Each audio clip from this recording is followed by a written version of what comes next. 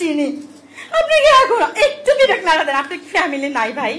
আমি তো আপনাদের সাহায্য চাচ্ছি আজকে পর্যন্ত, কালকে পর্যন্ত আমার লয়ার আসে নাই। আপনি এখন আপনাদের মনুষ্যত্বটা জাগান নাই, এখনো বিবেকটা জানেন নাই।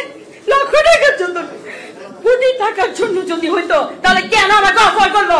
আনবির যদি খুন না করে 100 কোটি টাকা দিবে। নঈম নিজামের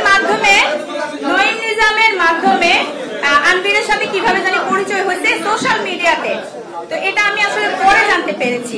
আর বাসা ভাড়ার যে বিষয়টা, এটা নিয়ে আপনারা অনেক মিথ্যাচার করেছেন অনেকে, তো এটার এভিডেন্স কিন্তু পিবিআই বের করেছে। বাসা ভাড়া শুনেন, একটা মেয়েরে ফুসলায়া যদি নিয়ে যায়, আপনাদের মা বোন আত্মীয় স্বজন মামাতো খালাতো চাচাতো অনেক মেয়ে আছে না, গার্ডিয়ান থাকার পরেও চলে যায় ছেলের হাত ধরে। অস্বীকার করতে পারবেন যে কারোর পরিবার থেকে এরকম যায় নাই? হয়তো ভাইয়া আপনি করেন নাই, না আপনি করেন নাই, ইউটিউব বিভিন্ন শুনেন। আচ্ছা সরি, তাহলে একসঙ্গে সরি। আমি তো ইউটিউবে অনেক মিথ্যা কেন, দেশ রূপান্তরের কুমিল্লার প্রতিনিধি জাকির আমার কাছে অফার নিয়ে গেছে 20 কোটি টাকা দিবে যেন আমি মামলাটা তুলে ফেলি।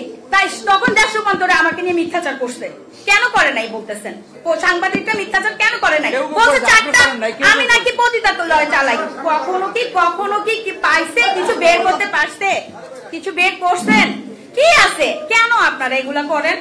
আমি তো আপনাদের সাহায্য চাচ্ছি আজকে পর্যন্ত, কালকে পর্যন্ত আমার লয়ার আসে নাই। আপনি এখন আপনাদের মনুষ্যত্বটা জাগান নাই, এখনো বিবেকটা জানেন নাই।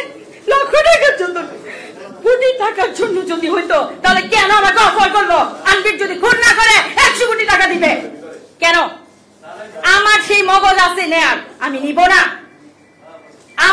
আমাকে মেরে ফেলতে পারবে, কিন্তু বিক্রি আমি হব না। আমি যে লোকের মেয়ে, আপনারা কুমিল্লা গিয়ে খবর নিয়েন আমি কার মেয়ে।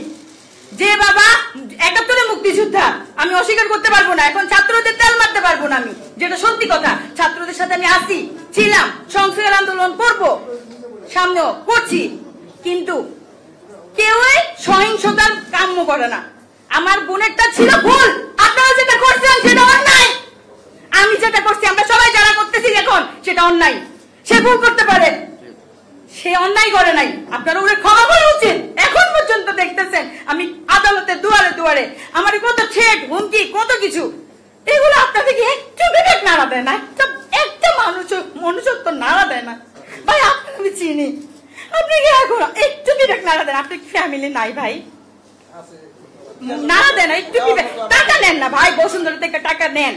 একজন এরকম টাকা নিয়ে দূরের থেকে আমরা দেখে যে আপনার কি টাকার লোভ আসে না? না, আমার বোনের লোভ আছে।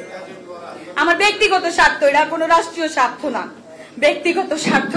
ওই স্বার্থে আমি আমার বোনের বিচারের জন্য আমি অনেক, আমার প্রিয় যেহেতু বঙ্গবন্ধু শেখ মুজিব, উনার মেয়ের কাছে আমি 26 পাতার আবেগ ঘন চিঠি লিখছি। একবার সেন্ড করি নাই, অনেকবার সেন্ড করছি। এখন আইন যে উপদেষ্টা ডক্টর আসিফ নজরুল, উনি একটা বক্তব্য রেখেছিলেন মুনিয়াকে নিয়ে তখন।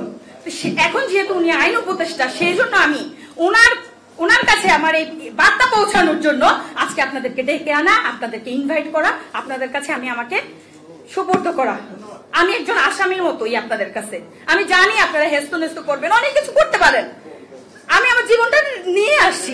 আপনাদের ক্ষমতা আছে জীবন নেয়ার, জীবন দেওয়ার হয়তো ক্ষমতা নাই, আপনারা সেটা পারবেন। কিন্তু আমি এখন একটু বলবো, যেহেতু বাবা মা থাকার পরেও একটা মেয়ের শাসন, এখন এই যে ছাত্র আন্দোলন হচ্ছে, তাদের মায়েরা শাসন করতেছে না, রাখতে পারতেছে ঘরে। আমার বোনটা ভুল করছে, ওই ভুলটার ভুল স্বীকার করে আমরা অন্যায় না করি। ধন্যবাদ।